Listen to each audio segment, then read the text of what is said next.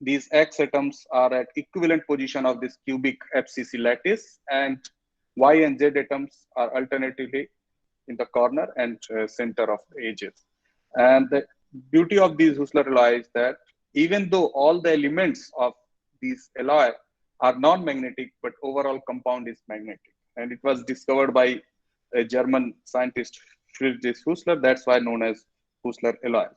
And these alloys are important in many technological applications. So even this circle needs to be redefined in the present scenario. This is 5-6-year-old circle. So now we have this skyrmion, topological effect, and other things also.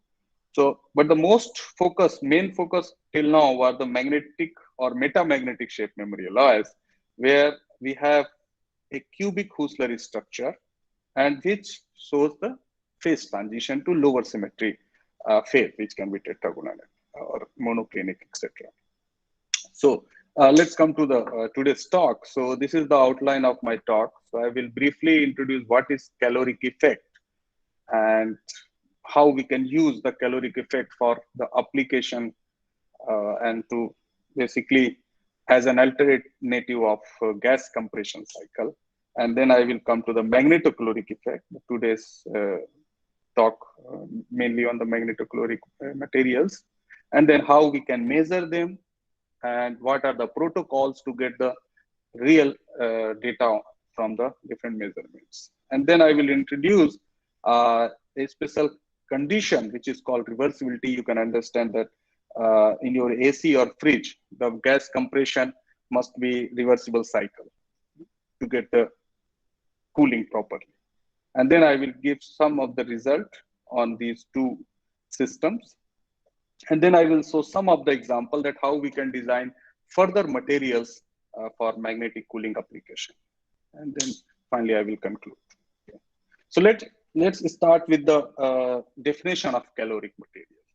Okay. So the caloric material offers a very novel route to give high efficiency and environmental friendly solid state refrigeration. Okay. And we characterize the effect, or we can say that if you have a temperature change or entropy change with the application of external field like electric field, magnetic field, pressure, or stress. Okay. So if you apply external magnetic field or electric field or any other variable, and if you see a temperature change in the material or entropy change, then we say that this material is showing caloric effect. If you go to the history, it was discovered by a blind philosopher, okay, John Goff. So what he did, he used a rubber, okay, he stretched and put on his tongue, and he feels some heatness. And when he relaxes, then he feels cool. Okay? And this was called as elastocaloric effect. Means you, because of the elasticity, you have some cooling effect or heating effect. So based on different kinds of caloric effect, that means what is your external field. So let me use the pen for that. Okay. So, okay. So if you have external electric field, then and you see the change in the entropy or the temperature, then this effect is called as electrocaloric field. If your external field is magnetic field, then you tell, and you see if the temperature or entropy change, then you say it's magnetocaloric effect. And similarly, due to the pressure, it is known as barocaloric. So pressure can be hydrostatic or directional. So if it is directional, then it is called elastocaloric effect. And if it is uniform, then you have barocaloric effect. So this is a standard, means a very simple way of showing all these kind of caloric effect. And this caloric effect gives you the solid state cooling. Now you may ask the question that we have very good fridge, we have very good AC, and we can cool our office, our home, and our fruits. But then why you need these caloric materials or solid state cooling? So answer lies in these slides. So if we see in our house or industry, we are mainly using gas compressor based refrigeration.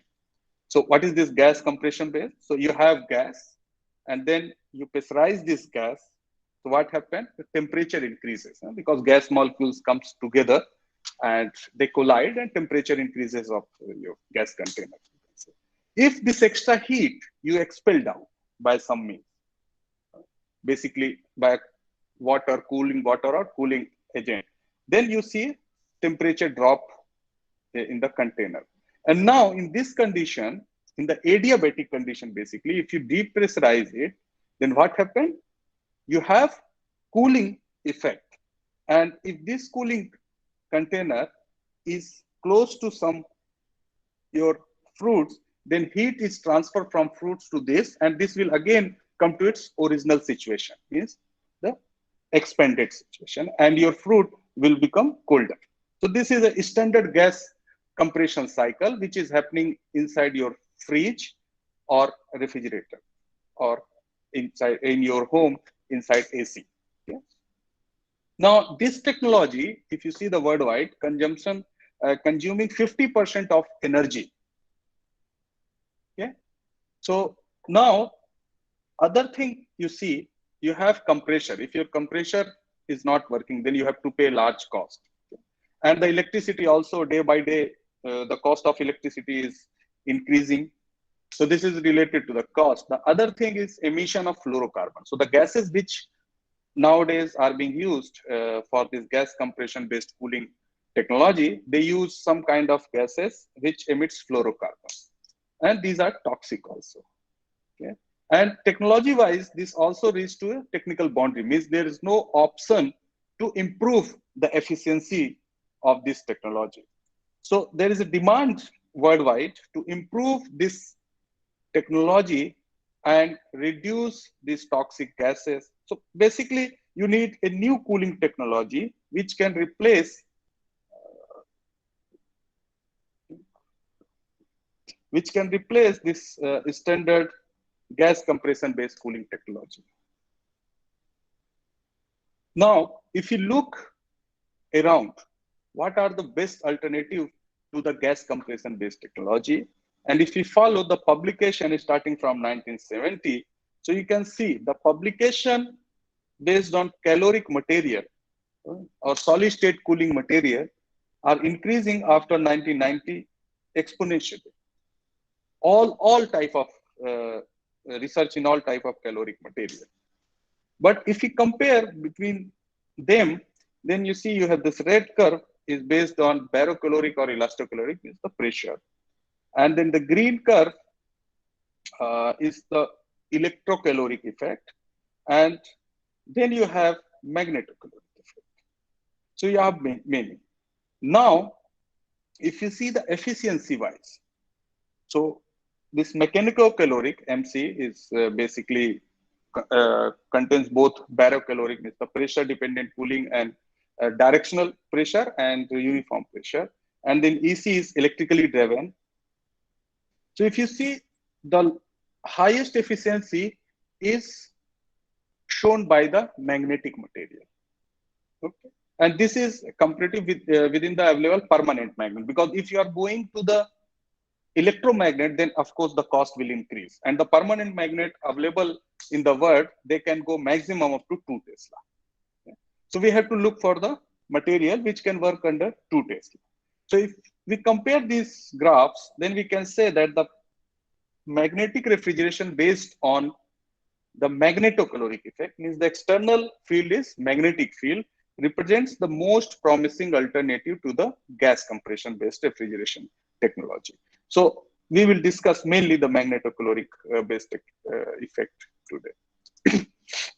Now the question is, what is magnetocaloric effect? So as I already mentioned, that if you apply the magnetic field, then if you see the temperature and entropy change, then we call magnetocaloric effect.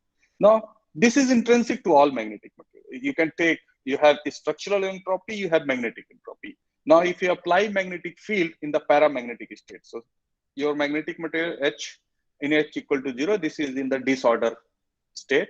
Now when you apply magnetic field, this becomes order. So entropy, basically order disorder, so entropy is changing, and this gives you change in the temperature. And all magnetic materials gives at least some amount of magnetocaloric effect. Now, if we go to the historical development, So in 8080, Professor Warburg, he showed in pure iron, in magnetic material, he observed cooling around zero point 0.5 to 2 Kelvin per Tesla. Means if you apply 1 Tesla magnetic field, then you can get the change of 0.5 to 2 Kelvin. Of course, we can say this is very less, but that time it was something like discovery. But of course, there was many discussion about who discovered MC. And finally, if you see this picture, this I like very much, where we have great scientists together.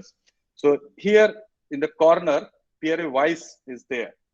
So this was the paper which published where the temperature below 1 degree was obtained by adiabatic demagnetization of this magnetic salt.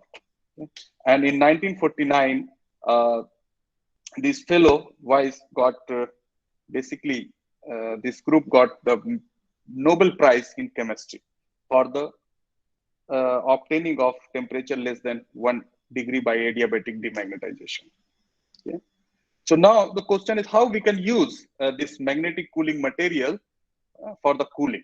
So it's similar to your gas compression cooling cycle, uh, cycle wise. So you have a paramagnetic material. Now you apply magnetic field. So these small spins, these are spins, the black arrows, they will align in the direction of magnetic field, and you have increase in the temperature directly. It's directly related with entropy. I will show what is the equation. Then, as I told, similar to here, you expelled heat by some cooling liquid. Then your temperature is reduced. Okay. Now, if in the adiabatic condition, okay, if you remove the magnetic field, then temperature will reduce a lot.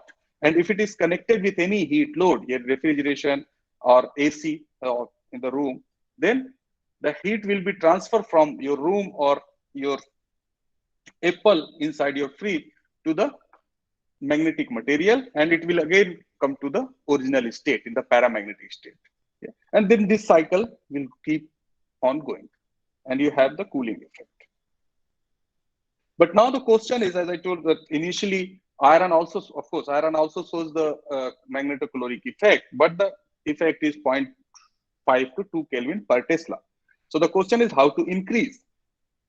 So to increase this, we have to look for the entropy as well as adiabatic temperature equation. So if you see from a basic thermodynamical derivation, you can get delta S is proportional to dm by dt at particular field, means change in the magnetization with respect to temperature.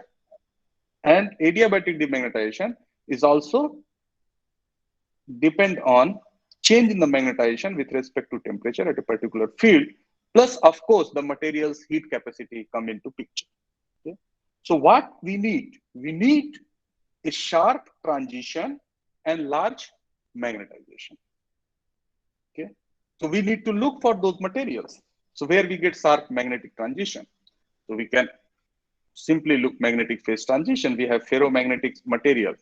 So here you see you have phase transition. So magnetization changes, dm by dt will change at the ferromagnetic to paramagnetic transition. And same time entropy is changed because in the paramagnetic phase you have disorder and the ferromagnetic phase you have order. Okay.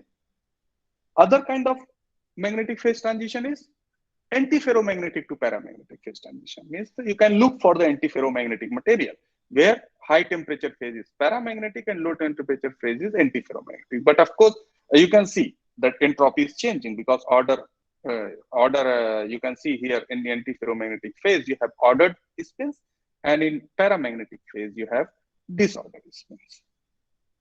Okay. Another type of material you can look for the magnetic field induced metamagnetic transition. Means if you apply magnetic field, you see the transition. Those are called metamagnetic transition. Okay. Because they are, so this phase, the phase at 4 Tesla is stable only when you have magnetic field. So these kind of transition are metamagnetic transition. Okay. So here you also see you have change in entropy. Now, another kind of things you can look for the first order phase transition. So you have mainly two kinds of phase transition, first order and second order. So if you see, first order phase transition are comparatively sharper. Okay. So sharp phase transition gives larger entropy change and adiabatic temperature change. But of course, in first order phase transition, mostly you see the materials where means the materials where you see the first order phase transition, you also observe volume change. Okay. So that is an important issue. Or you can look the second order phase transition. So the beauty of the second order phase transition is it's fully reversible. Okay. So you don't lose any energy during the second order phase transition. So these kind of phase transition you can look.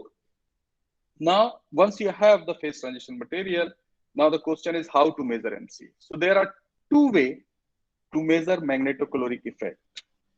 First is indirect way. What is indirect way? So you have the material, you take into your MPMS or PPMS and you start collecting different magnetization curve, MH loops across the phase transition. So you select the phase transition region. So if this is your phase transition region T0, then you slightly below the phase transition and slightly above the phase transition, and you start doing MH curve from T1 to T2. Okay. With some delta T, you have to fix either within 1 Kelvin step you are doing or in 2 Kelvin step you are doing. But as much as close you can do, you should do. And then from these magnetization curve, you can get the entropy change. And if you have the heat capacity value of the material, you can also get how much temperature you can change. So in the indirect way, so this was the example for second order, so no issue. But if you are working with the first order material, in the first order materials, the characteristic of first order materials, you have hysteresis. And once you have hysteresis, so you have loss for sure. So that in that case, you have to be very careful. You have to always ensure that you are in complete low temperature phase or high temperature. Okay? Basically, in one term, if I say that you have to confirm the initial state. So what you do, you collect one MH loop here. Okay?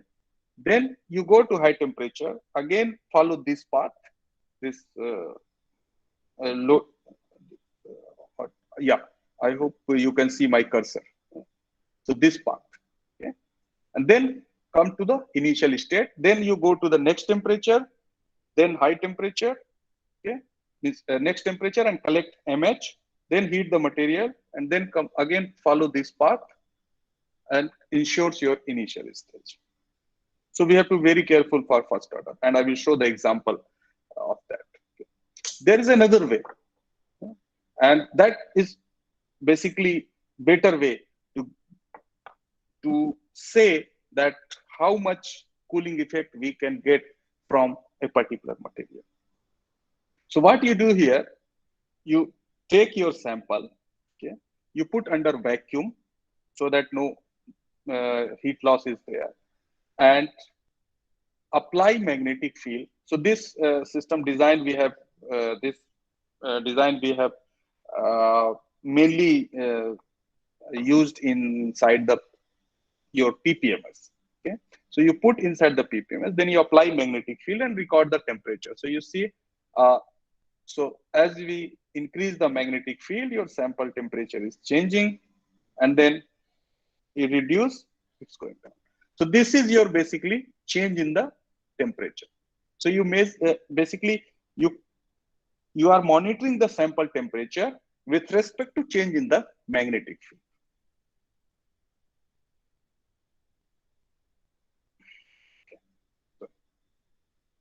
And then, so this is in normal magnet. Okay. So the direct measurement is more useful if you do this in the pulse magnetic field. So why pulse magnetic field is important? Because so you give pulses of magnetic field, okay, which have time scale of 10 to 100 millisecond. It is completely matching with the time scale of real magnetocaloric devices. Means if you use your magnetic material for your refrigeration or AC, then you have to, basically you have cycles. And this cycle is in the order of 10 to 100 hertz.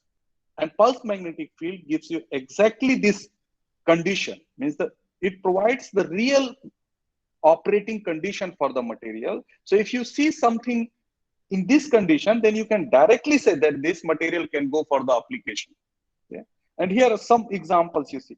So here, this is time, and this is adiabatic temperature change. And this shaded region is your pulse. So if you put the material in pulse magnetic field, what you see, you increase the magnetic field, this shaded region you follow, and this green or other color, they are materials temperature.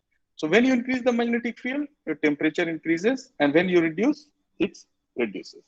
And you see this curve, the green curve, if you follow, this is not following exactly this shaded region. Means there is a time lag between materials response and magnetic field response. Yeah? But important point is to note that this magnetic field pulse ends around 0.1 second, and the materials response also ends around 0.1 second. So this is very interesting. And it says that this material can be a very good candidate for magnetic cooling devices. And these similarly, you have other examples here. So the take home message is that for the real condition or for the real application, the best way to do is you go to the pulse magnetic field. But of course, the pulse magnetic field is not easily available. Only in all over the world, only two or three places it is available. So we have to start with our lab. So I will show with the some result that how from lab also we can access or we can comment on the reversibility and the applicability of different materials in cooling application.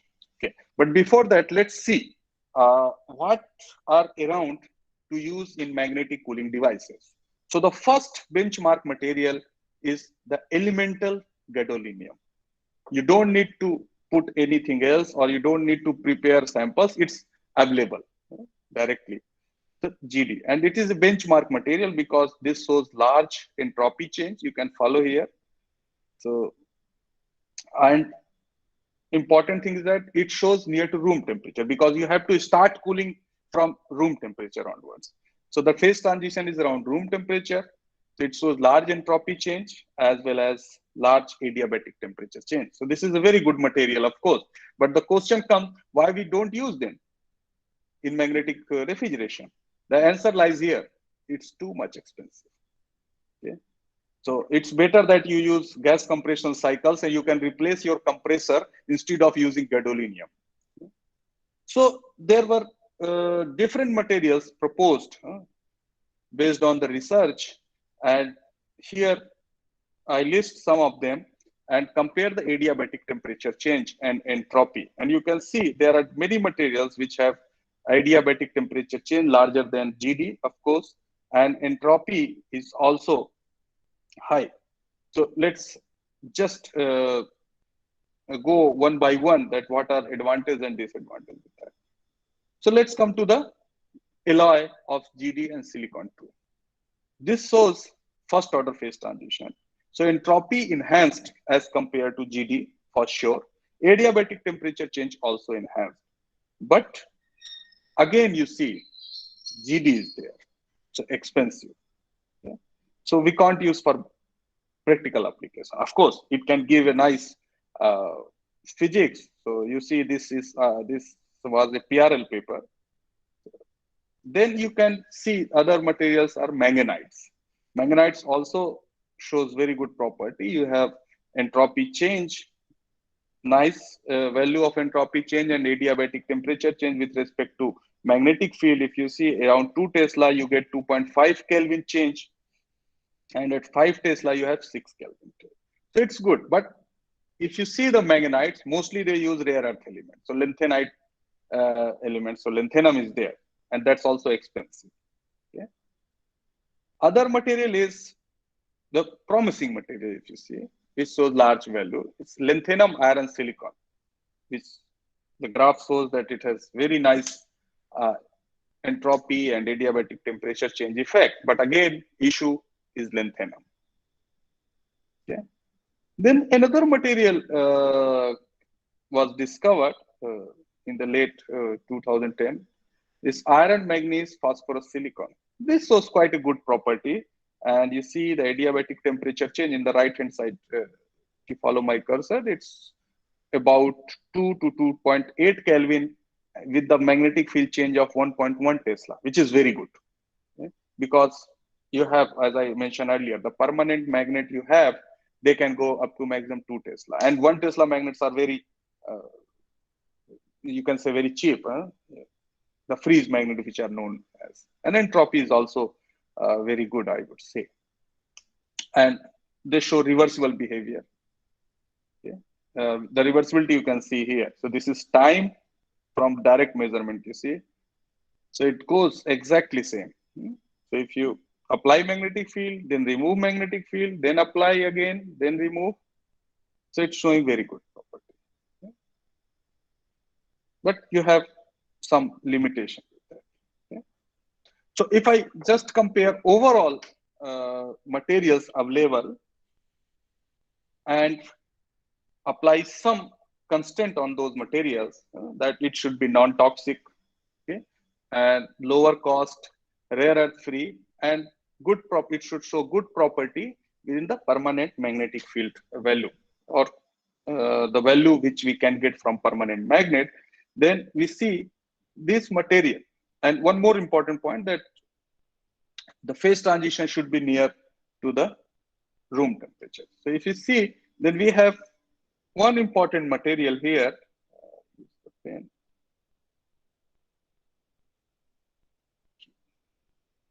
which has very nice value. If you compare the value of delta T change in the temperature, the best you see in the iron rhodium, but again, rhodium is very costly. Okay.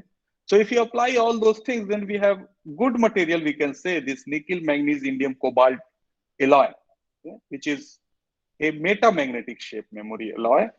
And metamagnetic shape memory alloy. So let's just go to the shape memory alloy, then I will come to the metamagnetic shape.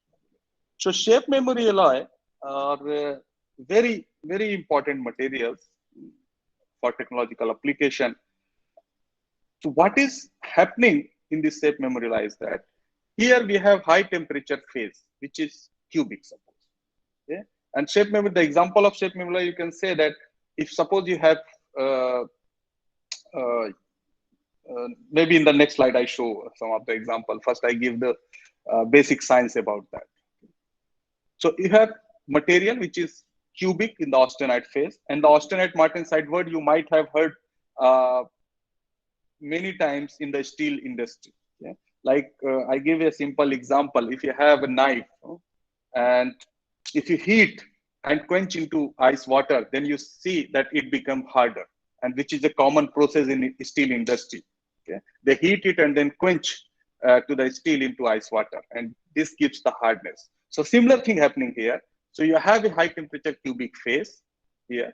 Now when you cool, it goes to martensite phase, which are multivariants. So this is basically twin structure, defects in the crystal. Now if you apply pressure here, it becomes or it change its shape and becomes the single variant martensite. Now in this condition, if you heat it, then it becomes again austenite cubic phase and remembers its shape basically. So that's why it is known as shape memory alloys. And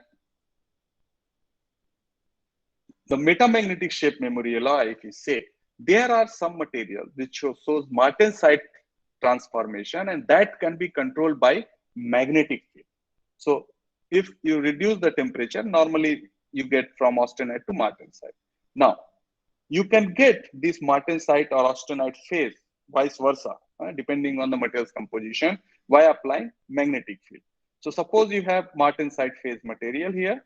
Now you apply magnetic field, you see that this transforms to austenite. And this is your metamagnetic phase transition. So as I mentioned in my initial slides, that you may look also for the metamagnetic phase transition for larger entropy change. And this curve, if you see, it's also so similar thing. So here, if you follow my cursor in the black at lower field, you see this drop in the magnetization because of phase transition from austenite to martensite. So in the martensite case, you have twins, so you have larger magnetocrystalline anisotropy, which is also related with the lower symmetry. So you have drop in the magnetization. Now, if you keep on increasing your magnetic field, then you see you have arrested the host phase. Means the system for 8 Tesla magnetic field system is still cubic near to 2 Kelvin. So what you have done? You have arrested this austenite phase by using magnetic field, or in other words, you can say you have a metamagnetic phase transition. Okay? And if you go to the application wise of shape memory and metamagnetic shape memory, so if you have blockage in your heart artery, then this, you see, this spring kind of stent is used to open your blockage. Okay? And this is shape memory alloy. And if you have uneven teeth, the dentist use one wire, and that is basically the shape memory alloy wire. If I have, I can show you this. It was, yeah, sorry. So this is, are you able to see this wire? No, this is shape memory wire. So dentist fit into your teeth, okay, to make it even, to make them even. And other applications also in like aerospace industry and actuators, and most of the places they are useful. Okay, now coming to our topic, okay, the magnetocaloric. So these metamagnetic shape memory alloys are good materials for magnetocaloric cooling or magnetic cooling, because they show entropy change, or if I say that they show both cooling and heating effect. And if you combine both effect, you can get the larger magnetocaloric effect. But they have some, so they are very good, as I showed here. So comparatively, they are very good material, but they have some issue because of martensite phase transition. And martensite phase transition is first order phase transition. So it shows hysteresis. So whenever you have hysteresis, you have losses. Okay. So reversibility is a fundamental issue in these materials, and which we try to solve from our work. Okay. So you see, you have phase transition, but whenever you apply magnetic field, so in the first cycle, okay, you get large change in the temperature, but you see, as you increase the or repeat the cycle, the change becomes very low. Means because of hysteresis and losses, you cannot continue with the cooling cycle. Okay? And this is also in the data, the lower data source, data taken from pulse magnetic field. Okay? So now the question comes that where to look, okay? What to do to reduce this irreversibility or hysteresis. Okay? So the answer we can get if we understand properly the martensite phase transition and shape memory. As I told you that shape memory means it remembers its shape, means the system is started from cubic austenite shape, and after heating, it again become the austenite with fully reversible shape. So if you understand that how shape memory materials gives reversibility, then we can apply that knowledge here and get the reversible magnetic cooling. So what are the basic rules? So we need to look for volume conservation, means volume should not change much. If the volume is changing large, then below the phase transition, you will see cracks will develop, or even sometimes during the measurement, we have seen that we have started with the pallet, but due to large volume change, the pallet becomes the powder. So it's not useful for practical application. The second thing is modulation. So this modulation I will explain. in my future slides. The modulation is basically structure modulation, how you get the supercell, and whether it is periodic or aperiodic, depending on that, you may expect reversibility or irreversibility. And third is this geometrical compatibility condition. So the geometrical compatibility condition is nothing but how two different phases are compatible with respect to each other. Yeah? How the phase boundary behaving, all those things come. So these are the very fundamental for shape memory alloys. And this knowledge we can use for metamagnetic shape memory alloys to design our materials for the reversible magnetocaloric effect. Okay. So this was the example how we get the geometrical compatibility condition. So mathematics lies here. So suppose a transformation is happening from cubic to tetragonal unit cell, then you write a transformation matrix, and there are different terms in this transformation matrix where alpha and beta is like A by A0, and this A is the lattice parameter of cubic phase, A0 is the lattice parameter of high temperature cubic phase, and A is lattice parameter of low temperature phase. And if you calculate the mod of this, and if you get 1, then you can simply say that this material will show reversible effect. On the other hand, if you have phase transition from cubic to a long range or superstructure modulated crystal, then you have to write some more, I would not say complicated, but there are many terms in the matrix. And these are the matrix terms which are nothing but mainly related with the lattice parameter of two crystallographic phases. Okay? And the only thing you have to obtain the degree of modulation to solve this matrix. Okay? For that, you have to do some crystallographic analysis, which is tricky. Okay? So let's just take one example from literature to see the effect of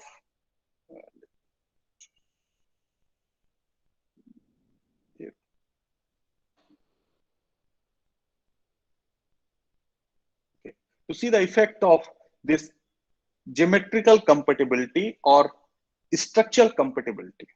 So here one shape memory alloy is gold, copper, zinc. So you see, if you change the composition and you record the heat flow using DSC, you can do this measurement for different cycles. Okay?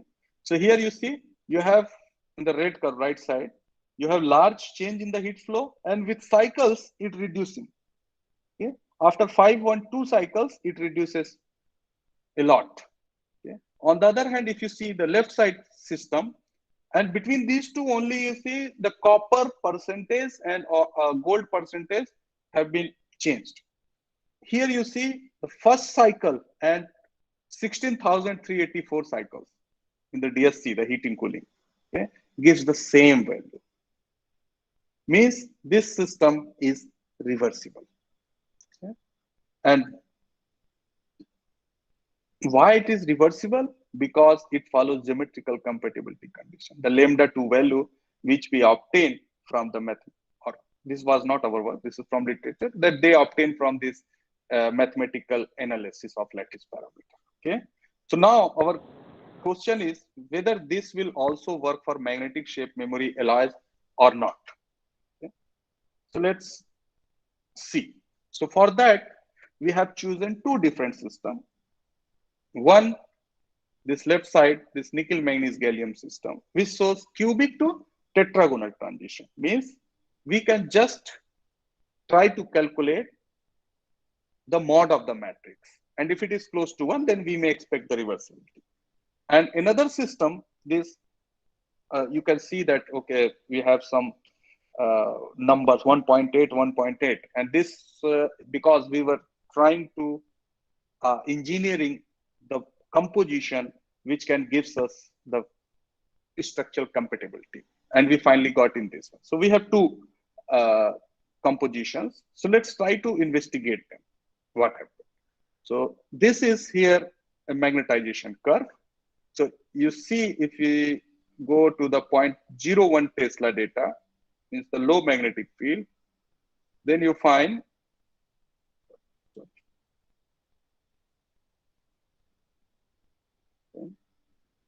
So you see here, you have phase transition, Martensite phase transition. So blue one is during cooling. So you have decrease in the magnetization due to Martensite phase, and then red one is increasing. If you increase the magnetic field, then this curve reverse because the magnetization in the Martensite phase is higher than the austenite phase for this particular system. This is not true for all. Okay. Now, we want to calculate the matrix. For matrix, we need lattice parameter. For that, we did X-ray diffraction at high temperature, which is austenite phase, and low temperature, which is Martensite phase, and done the Rietveld analysis or structural analysis of this and find the lattice parameter in both the cases. And then we created the matrix elements, and finally we found the mod of the matrix is 1.0012, which is very close to 1, and deviation is only 0.12%. Okay, so which is not bad, or I would say it's quite good value. So let's see whether this enhancement with the compatibility or this very low deviation from the standard value can give us the reversible MC. Okay, and as I earlier told that there are two-way, indirect and direct. Okay, and in the first order, you have to be very careful because there is a standard paper where they have used the standard protocol, means this second order protocol. They were continuously taking the magnetization without ensuring the initial stage, and they got very bad value. Okay? And this value was published in Nature. Later, the same author published another paper in JPCM, and they claimed that, okay, the value which we got in the Nature paper was wrong. Okay, and which shows that the value is wrong was published in JPCM and the wrong value was published in Nature. So science. Okay, so we have to be very careful about what I am trying to say. Okay, so let's do measurement in our system. So we have used standard protocol, then loop protocol. That means again heat the system, come to low temperature, then go to another temperature to record the magnetization. So we in the left side, we never thought about what is the initial condition or final condition. And in the right side, this MH curve, we always ensure that the initial stage must be there. Okay, but interestingly, if you see, we find that both give same result. Okay? And if you before that, you just see this black curve, and here you see this shows the metamagnetic transition, the increase in the magnetization with respect to field. Okay, so what we got, we have plotted in this figure in the lower panel, that either you used protocol 1, means continuous measuring the magnetization loop, or ensuring the initial stage, we always get the same result. And this is very important in terms of application and in terms of measurement, because initially I mentioned that to ensure that any system can give the full reversible phase transition, you have to go for the pulse magnetic field. But this is a very important technique which you can do in your lab, and you can predict that no, my material can show the reversible behavior. Okay? So what we commented that this shows reversible. Now it's time to confirm that whether this lab-based technique is correct or it's a hypothetical. Okay, so we went for the direct measurement and in pulse magnetic field. So and recorded this delta adiabatic T directly at different magnetic fields. So as I told, that pulse magnetic field give you the real condition. So this shaded region is basically this shape of the pulse, magnetic pulse, and this is our real data. And you see the data is perfectly reversible. Means either you give pulse 1, 2, 3, it's always so same value of the peak, and it returns back after magnetic field removed to its original position. Okay? And this was the first example of any Husserl alloys or maybe metamagnetic shape memory alloy which shows the perfect reversibility.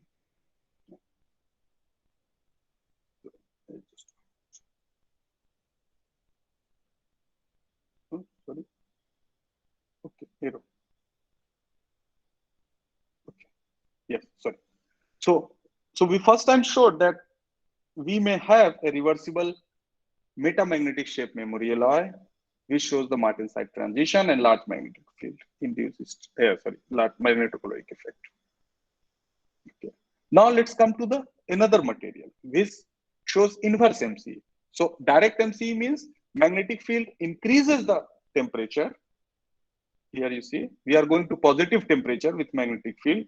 And inverse magnetic material, the magnetocaloric material means with magnetic field, you decrease the temperature. Okay. So we prepared this material and we recorded this magnetization and we saw that phase transition is near to 300 K. So it may be a good. And hysteresis is about 9.5 Kelvin. It's large. Okay. And the phase transition is reported cubic to modulated monoclinic. So modulated monoclinic means what?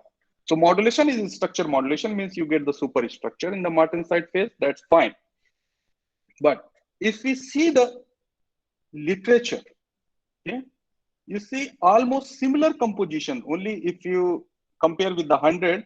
So in one case, if you follow here, you have indium 10, 14, 15. Even the 14, 15, okay, which is almost impossible to get from your EDX measurement. So these are from EDX. So if EDX is showing one case 14, other case 15 percentage, you can't believe, because the EDX measurement, the energy dispersive analysis of X-ray measurement itself has 3 to 5% error. Okay? But if you see the crystal structure reported differently, okay? Here you have 14M, 10M, then someone saying orthorhombic, someone saying 4O. So there is a huge controversy about the structure modulation. And as I mentioned earlier, that to get the compatibility condition, first thing you have to find out the structure, and then you can create your matrix and find out the middle eigenvalue. So be very careful with the structure analysis. And what was wrong in the literature, now I will tell you. Okay.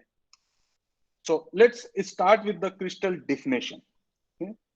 So if someone asks what is a crystal, so immediately we tell that a solid which has periodic atomic arrangement in 3 dimensions is a crystal.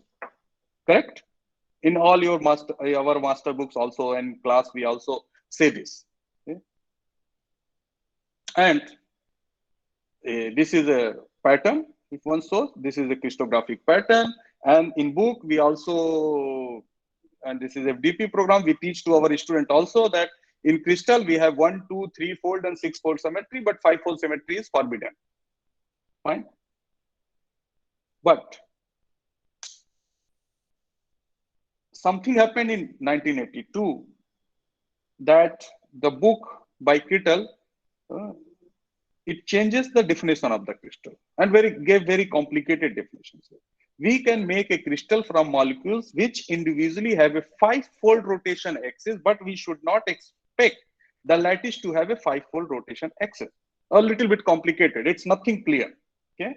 So something happened in 1982, and what happened in 1982, and because of that, the crystal definition has been changed, and International Union of Crystallography accepted new definition of the crystal. Okay. By crystal, we mean any solid having an essentially discrete diffraction pattern. So any solid which gives you discrete diffraction pattern, okay, is a crystal. Okay. And why this definition came? Because in 1982, the discovery of quasicrystal was made by Don Setman, okay, where he observed 5-fold rotational symmetry. So the new definition of the crystal after 1992 was any material, and that's why you see you have sometimes in the class I ask to students the definition of crystal, then they tell okay periodic. Then I ask okay, glass is liquid is crystal or amorphous. They immediately tell this is amorphous. Then I ask what is then liquid crystal display you are having in your home. Okay. Because that crystal, liquid crystal, gives you discrete diffraction pattern. That's why we called it as crystal. Okay. And now we just differentiate the crystal in 2 parts. It's normal crystal and aperiodic crystal. So periodic crystal and aperiodic crystal. Okay.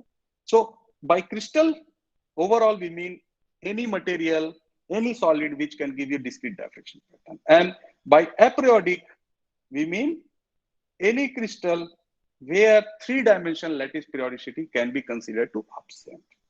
And here, the controversy was because that in these materials, the three-dimension periodicity is absent, and people didn't think about this absence of the periodicity in three dimension, and they try to analyze the data. Okay, so now I will turn into this modulated crystal and show the definition of these modulated crystal and how to analyze that, and then I will show the result of analysis. Okay, so I hope I have time. Okay, so what is structural modulation? It's very fundamental way. If you see any structure, you can make an unit cell. So let me use pen. Okay, so this is a two-dimension crystal structure. Okay, so what you see, you have two basis vector A1 and A2, and you make a unit cell, this rectangle square, and you can repeat this square in three dimension up to any length, but it will be repeating. So you say that we have one unit cell which repeats itself to make the whole crystal. Okay, so crystal in three dimensions. Now, suppose due to some external perturbation, your atomic position has been changed. So this atom moves this way, okay, and these atoms move this way in the opposite way. Okay, here. So what happened? Now, is this repeating? No. This unit cell is smaller. This is larger. Okay.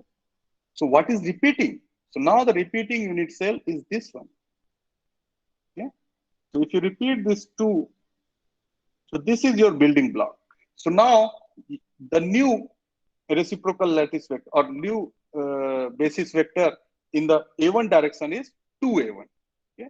So with this we call two-fold superstructure or two times modulated structure. This is fine.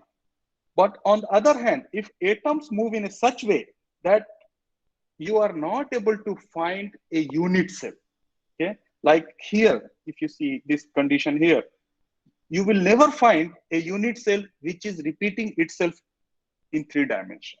And that type of structure are called incommensurate structure or incommensurate modulated structure, okay, where you have lost your three-dimension periodicity. And to analyze these materials, basically what you have to do, you have to include a fourth dimension or even fifth dimension sometimes. For example, for quasi-crystal, you need sixth dimension superspace crystallography knowledge for that. Okay, so basically it's just an example that if a crystal is modulated, then how reciprocal space lattice spaces looks like. Huh? So you have in normal crystal, you have bright spot. Okay, in every direction, same distance, you have unit cell. But in the modulated case, you have bright spot, but in between you have less bright spot, and the distance, okay, between two spots is not same.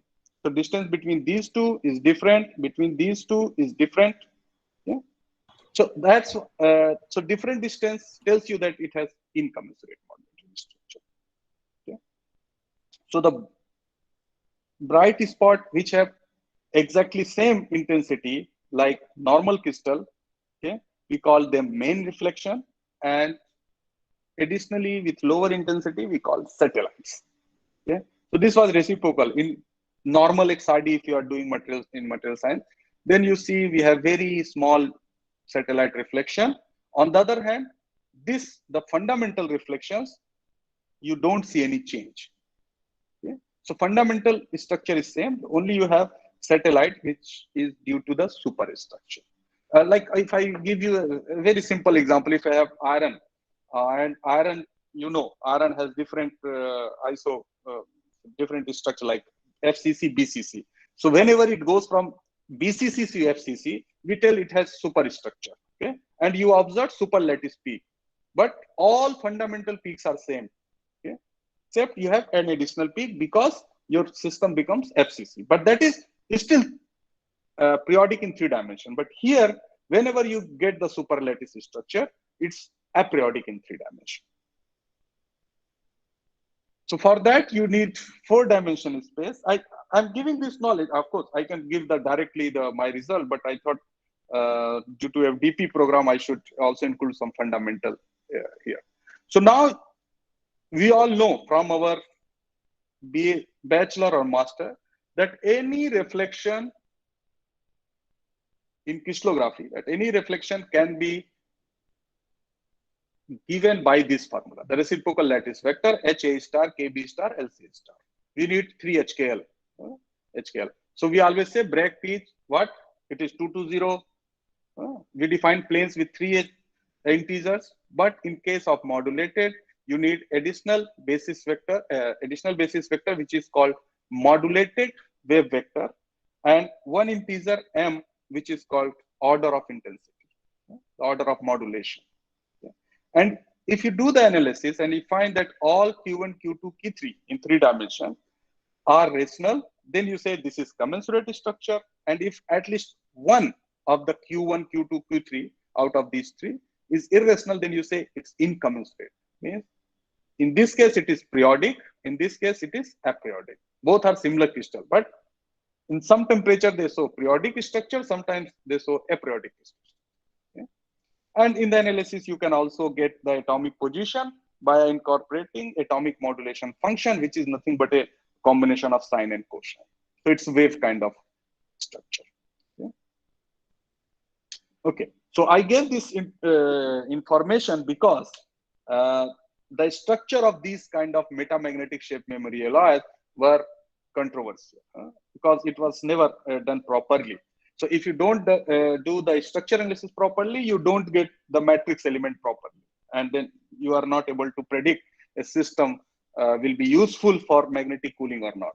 And in case of metamagnetic shape memory alloy. So here, so next step, we did the XRD. And this XRD is done at DESY, Dresden in Germany. Why we did in synchrotron, basically, in synchrotron to get well-defined peaks, because in synchrotron you have better resolution, better intensity, so you can observe all these satellites and you can basically peak-to-peak resolution is better, so you can detect all the peaks. In the modulated case, it's necessary. And then we analyze this data using super space group crystallography, of course. So, and then we find the lattice parameters. Okay. And you see here the modulation vector I mentioned, 0.3315 C star, means it's Q3 I'm getting, Q1 and Q2 are 0. Okay. And this Q3 is an irrational, means it is incommensurate modulated structure. Okay. And when then based on these lattice parameter, we created matrix, and then from the matrix we found out the mean eigenvalue lambda2, and we see, if you see, the mean eigenvalue lambda2 is very close to 1, and the difference is only 0.0006. Okay, so it's up to 3 decimal place, it's 1, you can say. So the question comes whether this lambda2 can give us reversibility. So to check that, we directly did the measurement in pulse magnetic field, and you can see that there are some temperatures where it is not reversible, like if you follow blue curve, because you started from 0, but here you are not getting 0. But you have some temperatures, like in the below the Martensine, where it shows reversible behavior. You started from 0 and you are coming to 0 in different protocols and in different pulse cycle. The only thing you can say that here the peak height is somehow different, but we measured this peak height for a standard sample, and we found that this is related with the thermocouple used to measure this adiabatic temperature change. So I would like to mention that within the error limit, this system also shows reversible behavior, so that can be useful in magnetic cooling application. Okay, so these were the 2 examples. And so based on this knowledge, this was our one of the initial work. And in this field also, in the Husserl field also, to show the directly that these materials are useful for magnetic cooling. So after these initial work and publications, we thought whether we can design more materials. And for that, we just, I'm showing here some of the results from our previous work.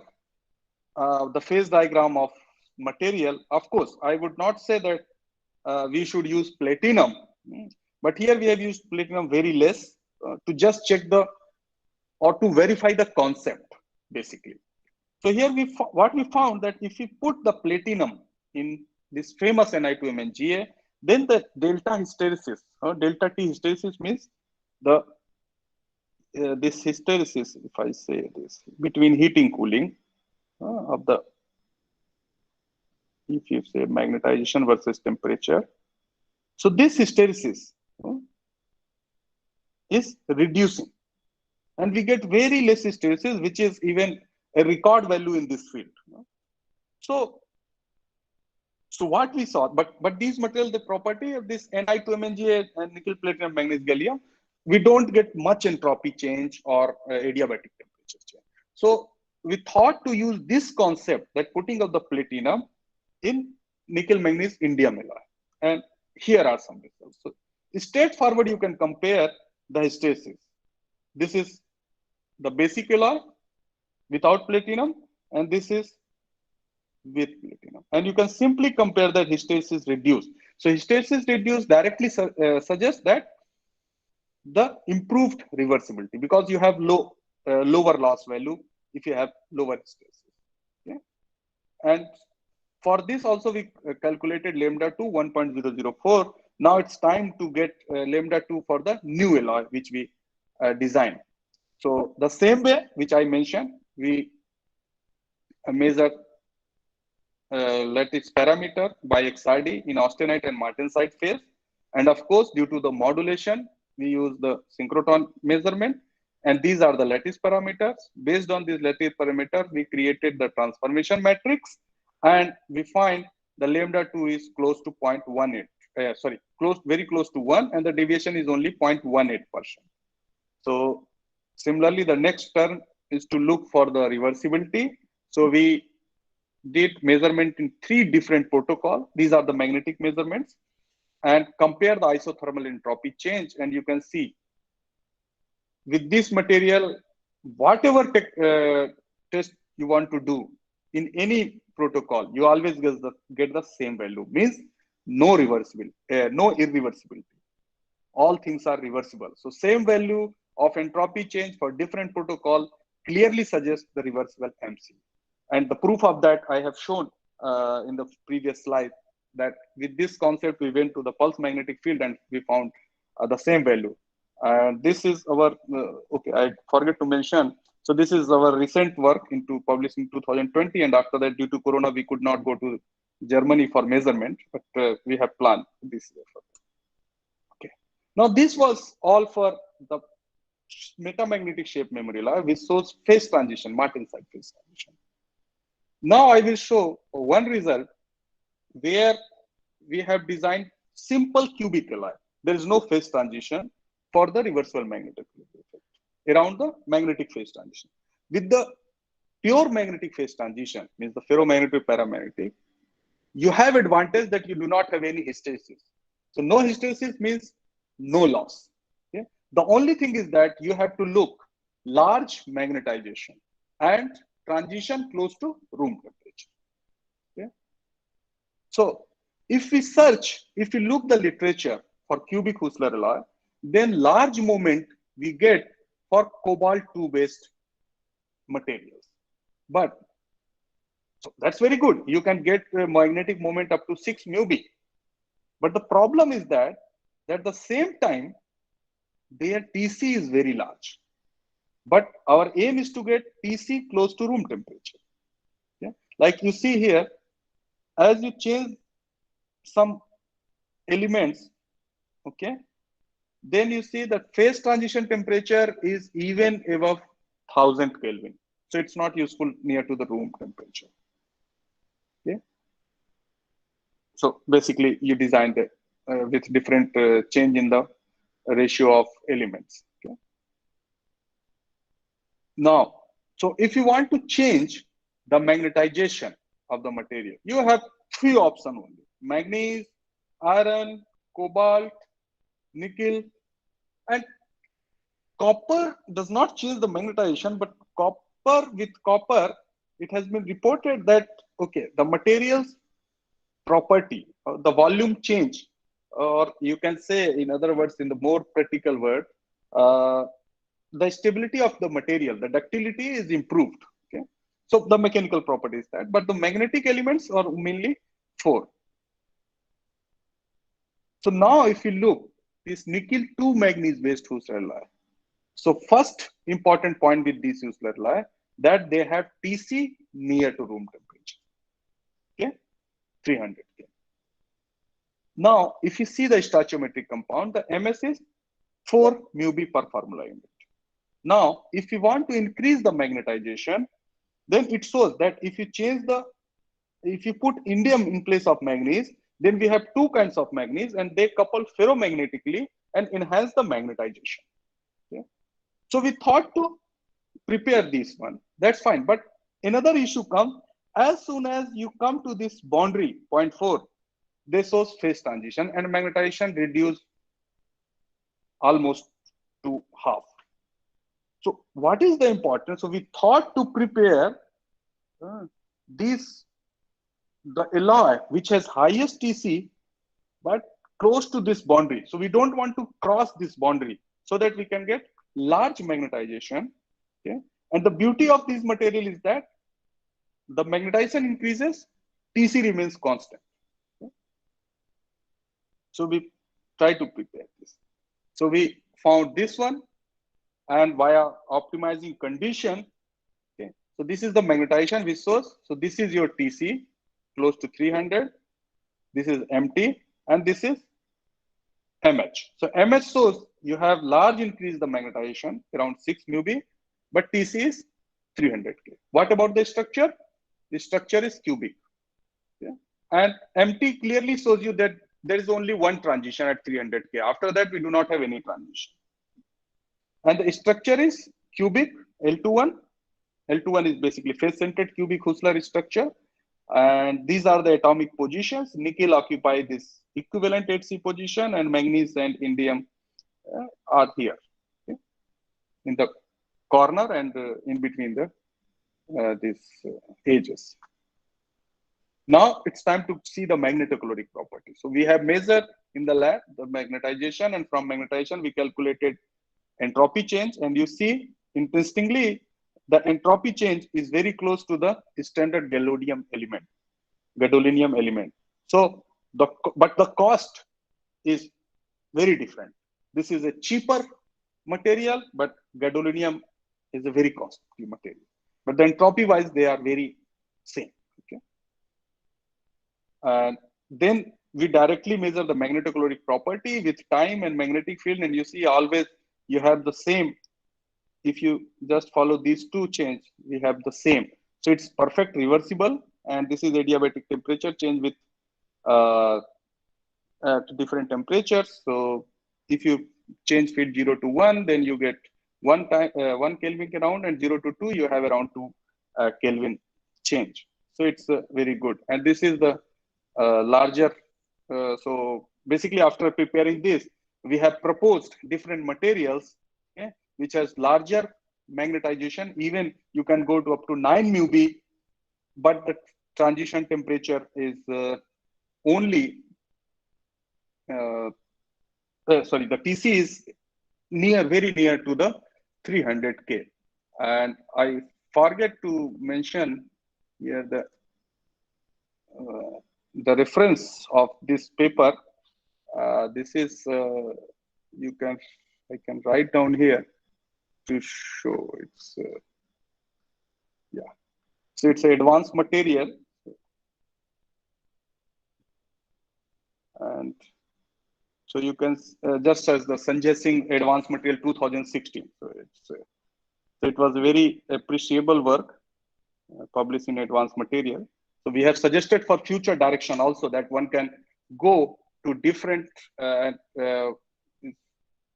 adopt this policy and prepare different materials which can even show larger magnetization, and you can enhance this delta T adiabatic. Okay? So this is a suggestion for future. Finally, I would like to conclude that basically magnetocaloric cooling technology can be a good alternative technology for current gas compression based cycle, and we have shown our result for different materials. So one thing we have shown that in the lab itself you can check for the reversibility of the material. Okay, but of course for that you have to do the X-ray data analysis, means structure analysis, and then magnetization analysis. Okay, and we have provides our input to design new materials for magnetic refrigeration. And thank you all for kind attention. Akhilesh sir, it's over to you now. Yeah. Thank you, Dr. Sanjay, for a nice talk. So now questions are welcome. So Sanjay is asking some questions. Sanjay? Yep. Yes, please.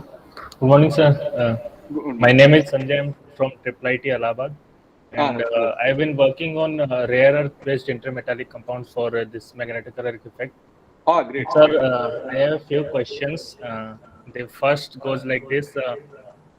Most of us are moving from this rare earth-based intermetallics towards the Hughes-Heller alloys. So, is it because of the availability and cost of the rare earth elements, or we are moving towards the Hughes-Heller alloys? So, is it because of this or the other applications in magnetic? No. Okay. So, first thing is suggest that the whole world at present scenario, the whole world except China, of course, the whole world is trying to move or trying to get rid of this rare earth thing. Okay, because rare earth are very costly, right, and China is the main exporter of rare earth. Yes, sir. So mostly you can get from China. Yes. So if you see even the magnets which are available, even the fridge magnet, it contains rare earth, Nd iron boron. Yes, okay? sir. So the whole world is trying to get rid of this rare earth because of its cost and availability. Two are the major things. Yes, sir. So should we consider that there is no work left to work on these rare earth materials? No, it's not like that. Suppose if you have a rare earth, okay, and you are using we are doing science. Okay? Yes, so in science you have always possibility, like if you see this curve, right, this curve, we have suggested good material and we are containing palladium, which is of course costly. These are noble metals, platinum and all. But science-wise, we are suggesting. So if we suggest some that this can be good for this purpose, okay, then if we understand one system, we can use that knowledge and apply to other. So I would not say that research is done, but we always try to go for the better thing. Okay, always, of course, like India and others, even the US and Europe. Europe having project, if I see, they are giving lot of money to their researcher to do research on the rare earth free permanent magnet. Yes. But you see, they have lots of money, but they don't want to depend on China. So it depends on the strategy. Okay, thank you, sir. And I have another question. So you mentioned about on slide number 26 and 51 about the pulse magnetic field. But sorry, I didn't get it actually.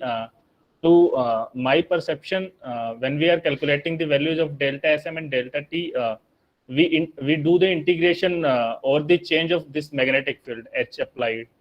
So is it this pulse magnetic field, is it changing rapidly? Then wouldn't it make hectic and tedious to do the integration calculations?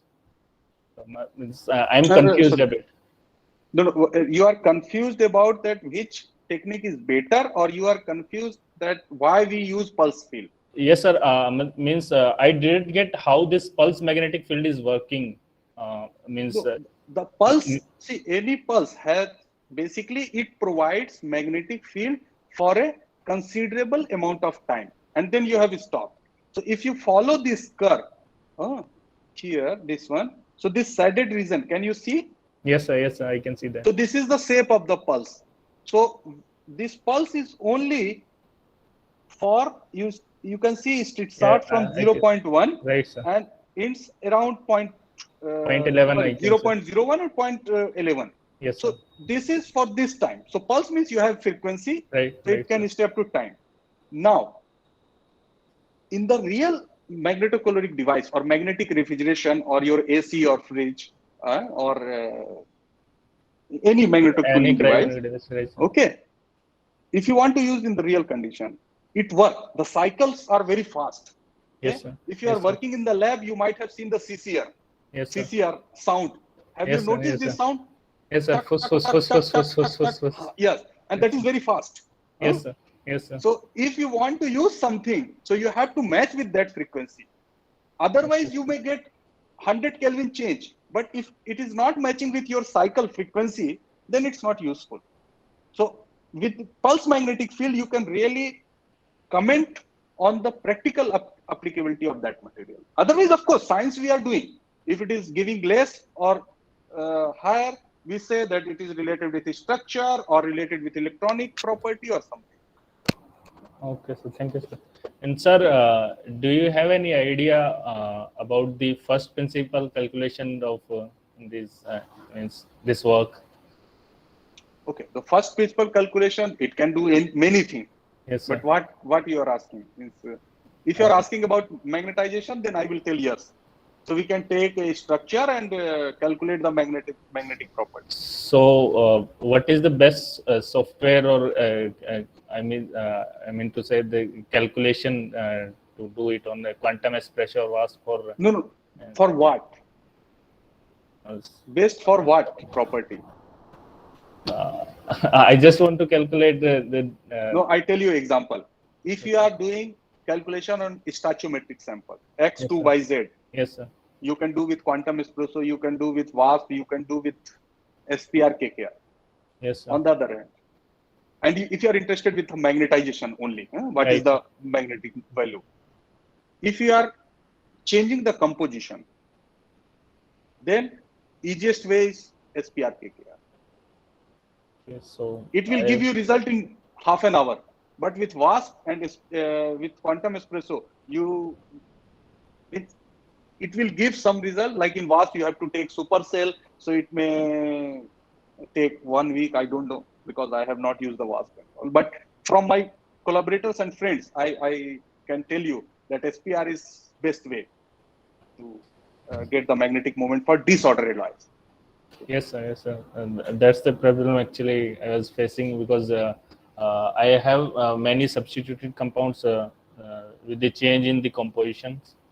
And you want to get the magnetic moment. Yes, sir. Yes, sir. Yes, sir. And then SPR KKR, it's available freely. So. Thank you, sir. Thank you so much.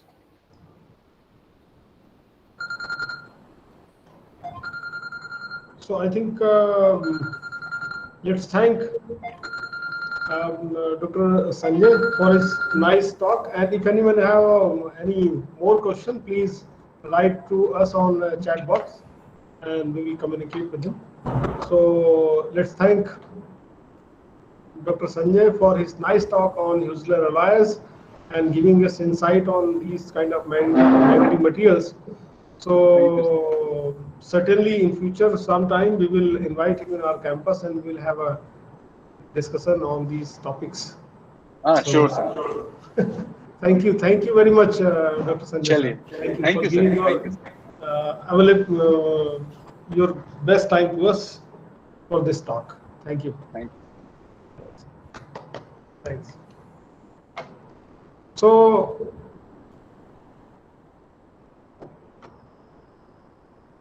let's